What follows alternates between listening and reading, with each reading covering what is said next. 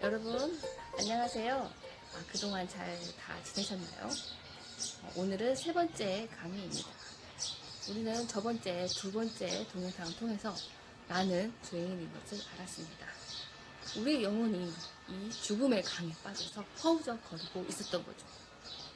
겉으로 보기에는 우리 육신이 너무나 멀쩡하기 때문에 우리는 정말 아무렇지도 않게 사는 것 같았는데 그것이 아니었습니다. 우리는 절대 죽음을 피할 수 없고 또 우리의 영혼이 언제 어디서 하늘나라에 갈지 우리는 전혀 알지 못하기 때문입니다. 최근 우리나라는 코로나 방역으로 많은 모범을 보이고 있습니다. 그렇지만 처음부터 우리가 이렇게 잘할 수 있는 건 아니었습니다. 몇 년 전 메르스라는 사태가 있었는데 그때 우리나라는 각 병원에 음압병실을 만들어 두었었죠. 또한 이거에 대해서 대비를 하고 있었습니다. 하물며 이렇게 사람이 결혼을 하거나 취직을 할 때도 많은 준비를 하는데요. 우리의 창조주이시고 또한 아무도 해결할 수 없는 그 문제, 이 죄를 해결하시는 그 예수님을 만나기 위해서는 우리가 도대체 어떤 준비를 해야 되는 것일까요?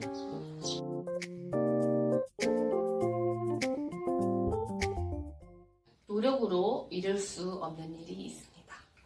우리는 보통 문제를 해결할 때 두 가지 방법을 선택합니다. 첫 번째 바로 그것은 노력하면 된다라는 것이죠. 목적하는 것이 무엇이든지 우리가 노력하면 다 이룰 수 있다라고 생각합니다. 하지만 인생을 좀 살아보는 분들이라면 알 것입니다. 모든 것이 다 노력으로 이루어지는 것은 아니라는 거죠.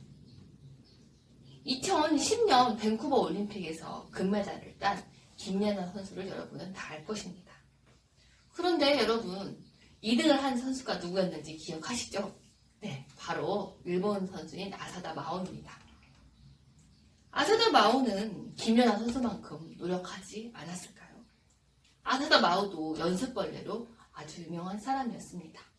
그렇다면 10등은 누가 했을까요? 10등을 한 선수도 김연아 선수만큼 노력하지 않았을까요? 네, 물론 김연아 선수만큼 노력을 했을 것입니다. 이렇게 후회 없이 노력해도 안 되는 일은 세상에 있는 것입니다. 두 번째, 내세를 믿는 많은 사람들은 선행을 하면 구원을 받을 것이다 하고 생각합니다. 간디, 마더 테레사, 슈바이처, 김구, 우리는 이들을 존경하고 정말 이들의 선행을 기억합니다. 하지만 그렇게 살려고 하는 사람은 정말 찾아보기 어렵습니다. 설령 우리가 선행에 전력 추구했더라도 하나님 나라 천국 수준에 이르기는 못한다고 성경에는 기록되어 있습니다. 성경에 이스라엘은 의의 율법을 추구했지만 그 율법에 이르지 못하였습니다.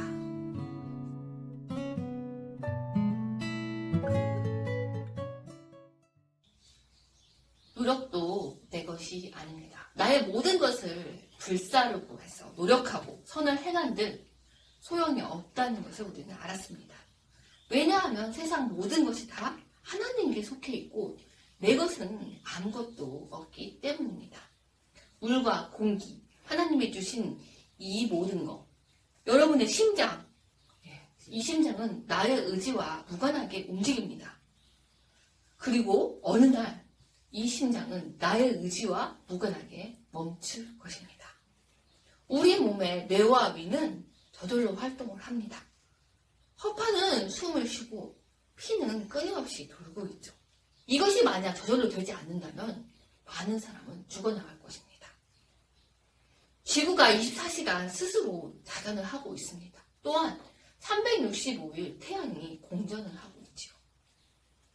신명기에는 이렇게 이야기하고 있습니다. 그렇습니다. 하늘과 우주, 땅 위의 모든 것이 다 하나님의 것입니다. 요한복음 1장 3절, 모든 것이 하나님으로 말미암아 창조되었으니 그가 없이는 창조된 것이 없습니다. 지금도 지구는 초속 460m 자전하고 있고요. 초속 30km로 공전을 하고 있습니다. 이 엄청난 우주의 움직임들과 법칙 속에서 우리는 살아가고 있는 거죠. 내 인생에 주어진 생명, 시간, 물질 어느 하나 내 노력으로 얻은 것은 없습니다. 모두 어떻게 되었죠? 거저 얻은 것이죠. 또한 우리가 아무리 노력을 해도 천국에 합당할 만한 만큼 완전해질 수 없습니다. 그렇다면 우리는 어찌해야 하는 것일까요?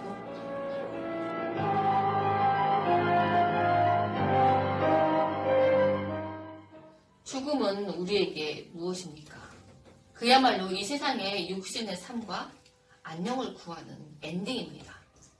삼성의 이건희 회장이라 한들 죽은 뒤에는 영혼의 나라에는 아무것도 가져갈 수가 없습니다. 죽음은 우리의 노력, 소유의 한계를 명확히 드러냅니다. 그렇다고 노력으로 육신의 죽음을 막을 수는 없습니다. 노력으로 영적 죽음인 심판도 막을 수가 없습니다. 노력으로 천국에 갈 수가 없는 것입니다. 우리가 할 수 있는 일이 아무것도 없습니다. 그것을 아는 것이 바로 중요합니다. 그러면 어떻게 해야 할까요? 어떤 사람이 물에 빠졌습니다. 아무리 발부덩쳐봐도 손만 막혀옵니다. 길은 하나입니다. 바로 살려주세요 라고 외치는 것입니다. 그러므로 누구든지 주의 이름을 부르는 자는 구원을 받으리라. 사도행전 2장 20절에 나와 있습니다. 사람들은 이런 방식의 구원을 싫어합니다. 왜냐고요? 자존심이 상하기 때문입니다. 자신의 무력함을 인정해야 하기 때문이죠. 자기 힘으로 할 수 있다고 끝까지 믿고 싶기 때문입니다. 그래서 물에 빠져 죽어가면서도 살려주세요, 살려주세요 하고 외치지 않습니다.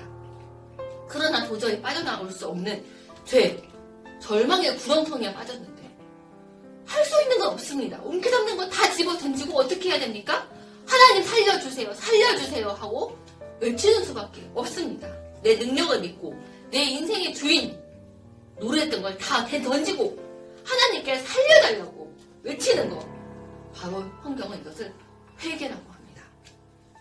우리의 죄를 용서할 수 있고 우리의 죄에서 건질 수 있는 분에게 바로 돌아가야 되는 것이죠. 그것이 바로 회개입니다. 우리가 예수님께 갈 때 준비해야 할 것이 바로 이 회개입니다. 예수님의 길을 예비하였던 사도 요한은 이렇게 외쳤습니다. 회개하라, 천국이 너의 가까이 왔다. 그분에게 돌아서는 겁니다. 우리 한번 같이 외쳐봅시다. 하나님, 저 좀 살려주세요.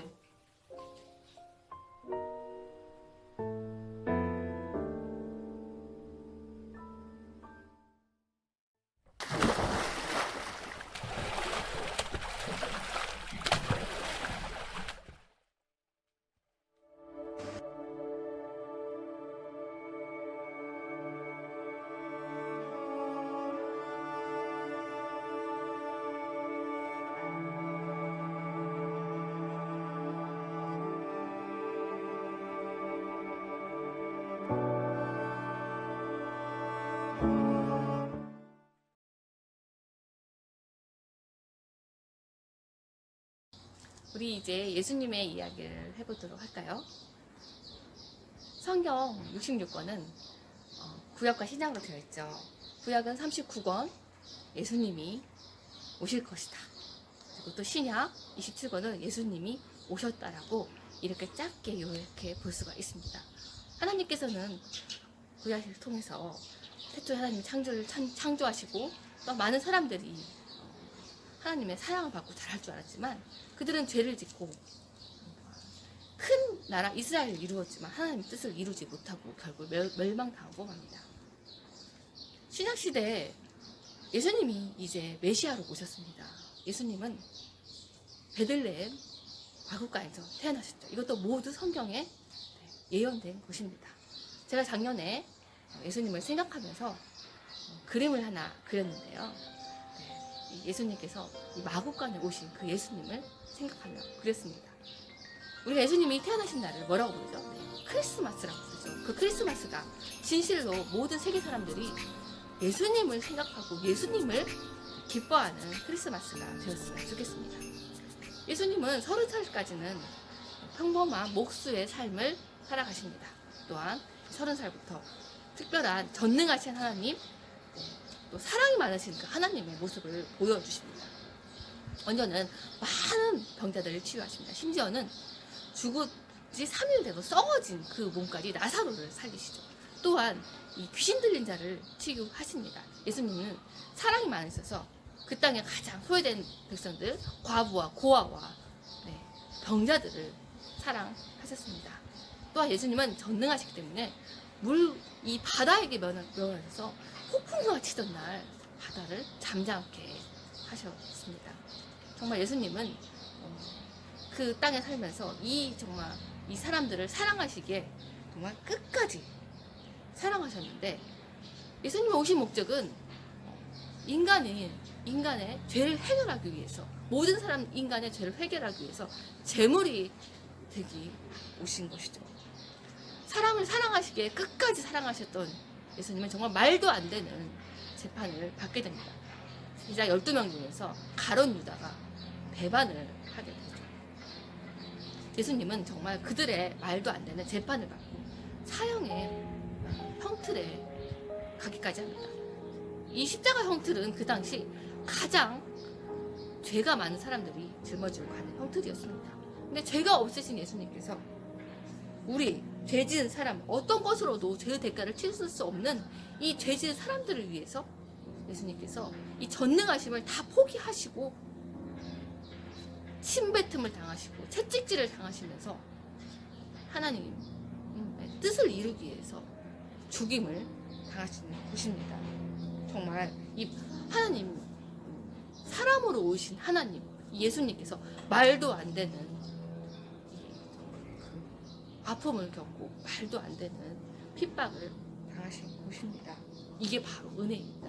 전능하신 하나님께서 인간이 되어주셔서 거기다가 이 인간들의 죄를 위해서 말도 안 되는 채찍질과 매맞음과 못박힘을 당하는 그것을 어떻게 하실 수 있었겠습니까? 바로 우리를 위해, 우리를 너무 사랑하시기 때문에 하나님이신 예수님은 그것을 감행하셨습니다. 그의 찔림은 우리의 허물 때문이요, 그의 상함은 우리의 죄악 때문이라. 그가 징계를 받음으로 우리가 평화를 누리고 그가 채찍에 맞음으로 우리가 남을 받았다. 우리는 다 양 같아서 그릇 행하여 각기 제 길로 갔거든 여호와께서는 우리 모두의 죄악을 그에게 담당시키셨도다. 저는 지금도 십자가를 생각하면 너무 가슴이 아프고 눈물이 납니다. 평생을 다해도 이 갚을 수 없는 예수님의 그 사랑을 생각하면 나의 모든 문제가 해결될 수밖에 없습니다.